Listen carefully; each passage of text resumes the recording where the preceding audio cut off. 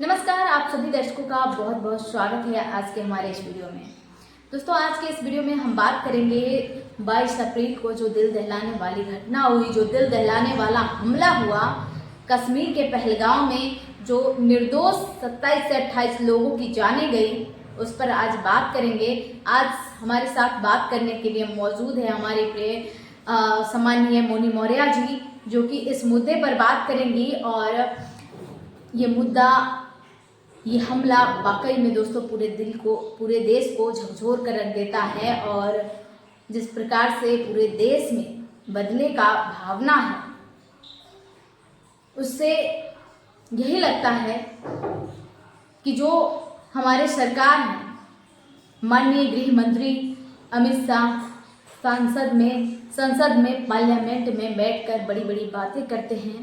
21 मार्च का वो अमित शाह जी का बयान दोस्तों आप देखिएगा जरूर, जिसमें अमित शाह जी ये कहते हुए नजर आते हैं कि कश्मीर में तो अब आतंकवाद दिखता ही नहीं है, आतंकी दिखते ही नहीं है।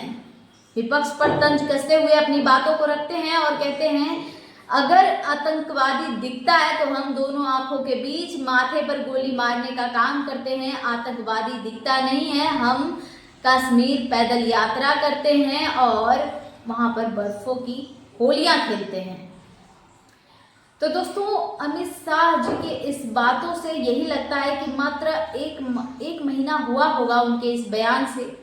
इस बयान 22 अप्रैल को ये घटना होती है, 22 अप्रैल को ये आतंकी हमला होती है, जहां टेररिस्ट आते हैं और 27 से 28 लोगों की जानें लेकर चले जाते हैं। गोलियों की बौछार से उन्हें गोलियों से भून डालते हैं। जहां निहत्थे टूरिस्ट थे जो कि घूमने के मकसद से वहां पर गए थे, पर्यटन पर कोई सुरक्षा व्यवस्था नहीं थी। दोस्तों, आखिर गृह मंत्री अमित शाह इस्तीफा कब देंगे?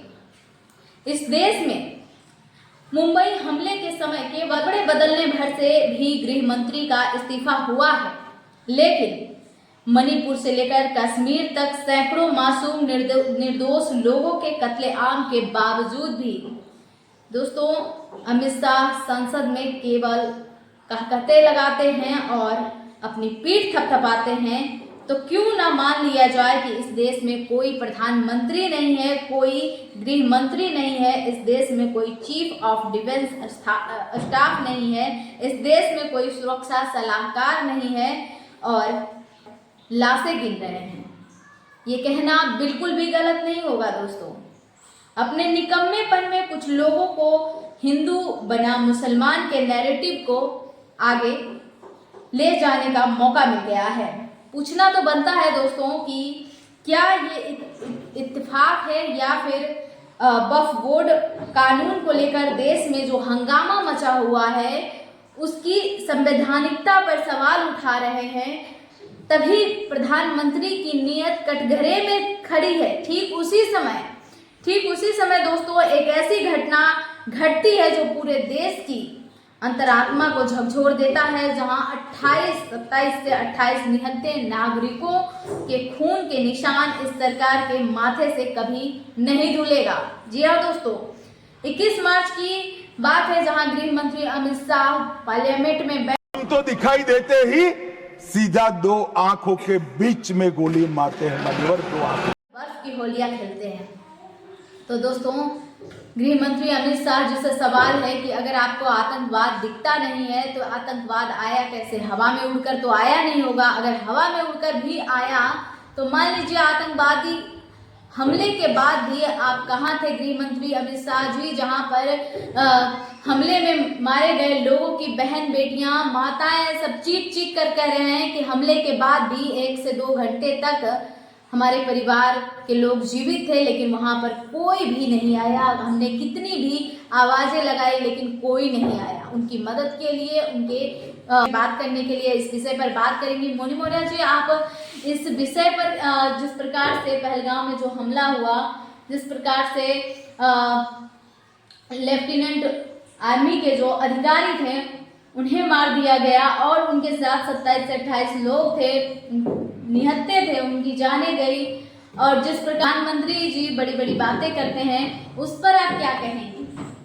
नमस्कार दोस्तों, मैं मोनी मौर्य सूरत गुजरात से आप सभी का स्वागत अभिनंदन करती साथी हूँ संगीता जी के चैनल पर। जी आपका स्वागत है हमारे चैनल पर। आप अपनी बात हम यही बात कहना चाहते हैं संगीता जी, जब इतनी गोलियां चली तो अमित शाह कहाँ थे? वो तो बड़ी बड़ी बातें करते हैं कि हमें कश्मीर में हमें आतंकियों मिलेंगे तो हम गोली से उड़ा देंगे। जी जी, तो उनकी सुरक्षा व्यवस्था कहाँ थी? उनकी वो जो बड़ी बड़ी बातें करते हैं वहाँ पे पर्यटक है, पर्यटन में कोई भी सुरक्षा व्यवस्था नहीं थी। दोस्तों ये बड़ा सवाल है कि वहाँ पर आए दिन लोग घूमने जाते हैं, छुट्टियां मनाने जाते हैं, लेकिन वहाँ पर कोई भी सुरक्षा व्यवस्था नहीं थी। आतंकवादियों को तो ये छूट दिया गया था एक तरीके से। देखिए कि वहाँ पर कोई सुरक्षा व्यवस्था नहीं थी। लगातार सोशल मीडिया पर वीडियो वायरल हो रहे हैं। तो मोनी जी कहना चाहते हैं कि वहाँ पर अमित शाह केवल बड़ी बड़ी बातें करते हैं, प्रधानमंत्री जी केवल बड़ी बड़ी बातें करते हैं, लेकिन जहाँ पर सुरक्षा देनी चाहिए वहाँ पर कोई भी सुरक्षा नहीं थी। उन लोगों को सुरक्षा के लिए व्यवस्था देना चाहिए, अस्पताल भेजना चाहिए, भाई की जान बचानी चाहिए, तो उन्होंने जान नहीं बचाया बल्कि जान गंवाया। दोस्तों मोनी मौर्य जी कहना चाह रही हैं कि अगर अमित शाह जो बड़ी बड़ी बातें करते हैं, पार्लियामेंट में रहकर बड़ी बड़ी मंचों से बड़े बड़े बातें करते हैं, लेकिन यहाँ पर जो 27 से 28 निहत्थे मासूमों की जाने गई है, वहाँ पर अमित शाह की बोलती बंद हो गई। वहाँ पर आतंकवादी उनके नाक के नीचे से आती है और उन 27 से 28 लोगों को गोलियों से भूनकर चले जाते हैं, लेकिन उनका सुरक्षा व्यवस्था कहीं भी नहीं था।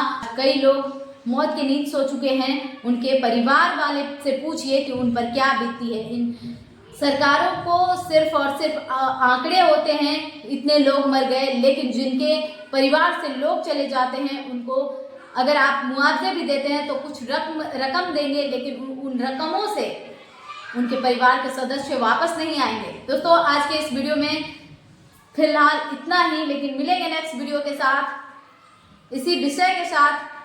और आप सभी दर्शकों से हमारी एक गुजारिश है कि अगर आपने हमारे चैनल को सब्सक्राइब नहीं किया है तो प्लीज़ चैनल को सब्सक्राइब कर लीजिए, बेल आइकन को प्रेस कीजिए, ताकि हमारे आने वाली हर वीडियो की जानकारी आपको मिलती रहे टाइम टू टाइम। और सबसे पहले नमस्कार, जय भारत, जय संविधान। जय भारत, जय संविधान।